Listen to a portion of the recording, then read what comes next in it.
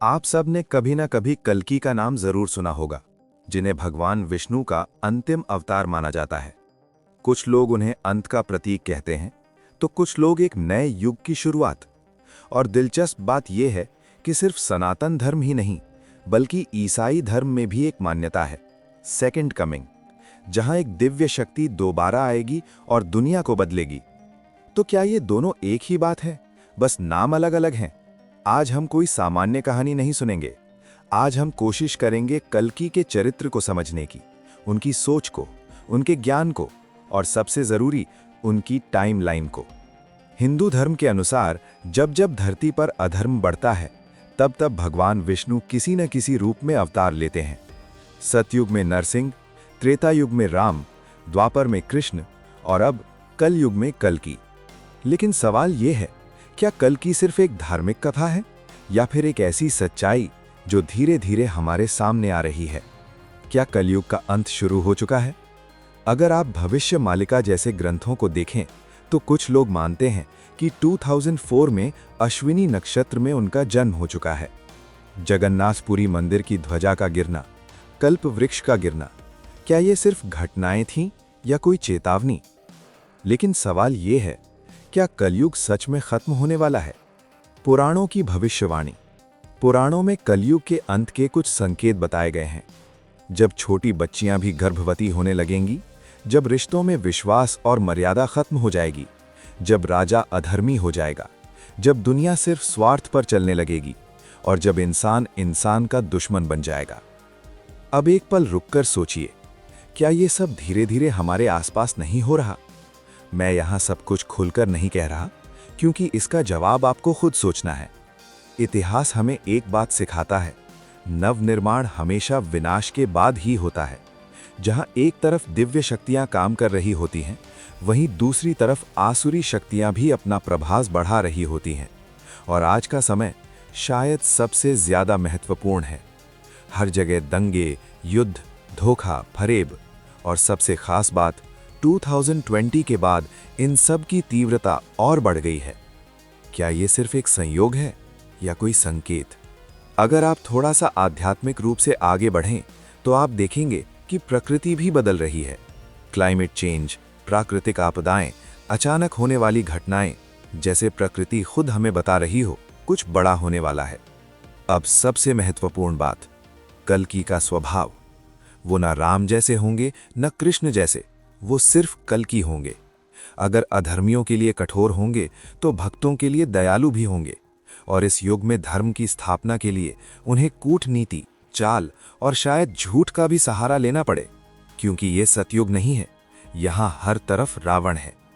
पुराणों के अनुसार कल्कि का जन्म एक ब्राह्मण परिवार में होगा। उनके पिता का नाम विष्णु यश होगा। उनका जन्म संभल नामक स्थान पर होगा। वो एक सफेद घोड़े पर सवार होंगे। उनके हाथ में एक तेज तलवार होगी। लेकिन इसे सिर्फ लिटरल रूप में समझना शायद सही नहीं होगा। कुछ विद्वान मानते हैं कि कल्कि कोई एक व्यक्ति नहीं, बल्कि एक कॉन्शियसनेस है, एक जागृति जो धीरे धीरे लोगों के अंदर फैल रही है।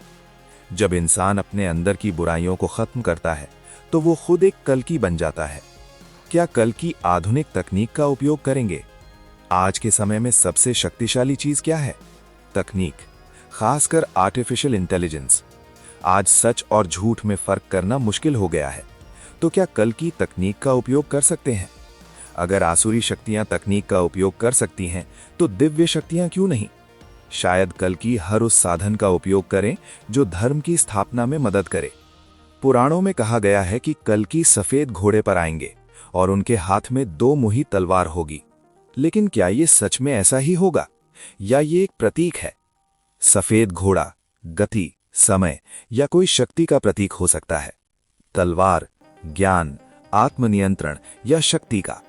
यानी कल्कि का सबसे बड़ा हथियार हो सकता है मन पर नियंत्रण।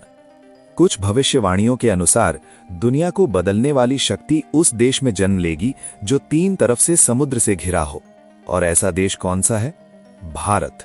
पुराणों में कहा गया है कि कल्कि का जन्म संभल ग्राम में होगा। कुछ लोग मानते हैं कि ये उत्तर प्रदेश में है, तो कुछ कहते हैं कि ये हिमालय का एक रहस्यमयी स्थान है। वही स्थान जिसकी खोज एक समय में हिटलर जैसे व्यक्ति ने भी की थी। एक ऐसा रहस्यमय स्थान जहां कहा जाता है कि इंसान की उम्र बढ़ती नहीं। लेकिन ये सब रहस्य आज भी अनसुलझे हैं। पर एक बात लगभग निश्चित मानी जाती है कि कल्कि अकेले नहीं आएंगे। उनके साथ कई दिव्य शक्तियां, कई देवता भी अवतार लेंगे।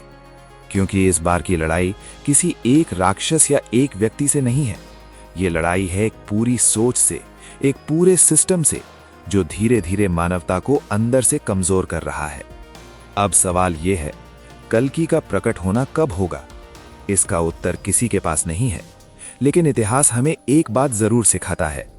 सतयुग हो या द्वापर युग, जब भगवान विष्णु ने अवतार लिया, तब आम इंसान, यहां तक कि बड़े बड़े विद्वान भी उन्हें पहचान नहीं पाए थे। श्री राम को एक सामान्य मनुष्य समझा गया, श्री कृष्ण को एक चतुर राजनीतिज्ञ। उसी तरह कलयुग में भी ऐसा ही होगा। कल्कि कोई चमत्कार दिखाकर अचानक प्रकट नहीं होंगे। वो यहीं के साधनों का उपयोग करेंगे। इसी युग की तकनीक, इसी समाज और इसी व्यवस्था के बीच रहकर धीरे धीरे धर्म की स्थापना करेंगे। इसलिए हो सकता है कि जब वो हमारे सामने हों, तब भी हम उन्हें पहचान ना पाएं। अब अगर हम टाइमलाइन की बात करें तो इसके बारे में कई तरह की बातें कही जाती हैं। कुछ लोग कहते हैं कि जब ईरान और इजराइल के बीच शांति स्थापित होगी और तीसरा मंदिर बनेगा। कुछ कहते हैं कि जब 13 मुस्लिम देश भारत पर आक्रमण करेंगे। लेकिन सच्चाई ये है, इन सब बातों की कोई पक्की पुष्टि नहीं है। असल सत्य सिर्फ नारायण ही जानते हैं। और शायद यही कारण है कि हमें भविष्य जानने से ज्यादा अपने वर्तमान पर ध्यान देना चाहिए। क्योंकि जब कल्कि आएंगे तो उनका सबसे बड़ा उद्देश्य होगा हमें ये समझाना कि धर्म का असली अर्थ क्या है। धर्म सिर्फ पूजा पाठ, सिर्फ किसी एक मान्यता या परंपरा का नाम नहीं है। धर्म है सत्य के साथ खड़े रहना, न्याय करना, अपने कर्तव्यों को निभाना और अपने मन पर नियंत्रण रखना। कल्कि हमें ये सिखाएंगे कि सही और गलत में फर्क कैसे किया जाए और इस अंधकार भरे युग में प्रकाश की ओर कैसे बढ़ा जाए। और शायद यही इस युग की सबसे बड़ी सच्चाई है कि हम सब एक ऐसे समय में जी रहे हैं जहां हर दिन एक परीक्षा है। एक तरफ धर्म है और दूसरी तरफ अधर्म। एक तरफ सत्य है और दूसरी तरफ भ्रम। और सबसे खतरनाक बात यह है कि अब दोनों के बीच फर्क करना आसान नहीं रहा। आज इंसान बाहर से जितना विकसित हो गया है, अंदर से उतना ही उलझ गया है। ज्ञान बढ़ा है लेकिन समझ कम हो गई है। सुविधाएं बढ़ी हैं लेकिन शांति कहीं खो गई है।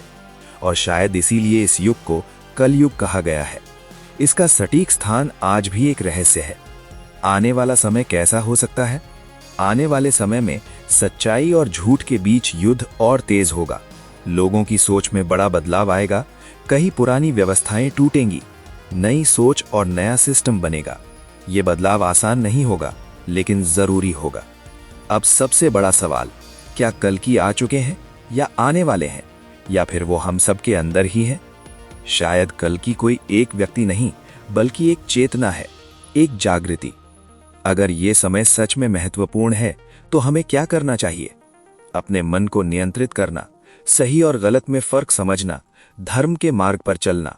क्योंकि जब समय आएगा तो वही लोग टिक पाएंगे जो अंदर से मजबूत होंगे।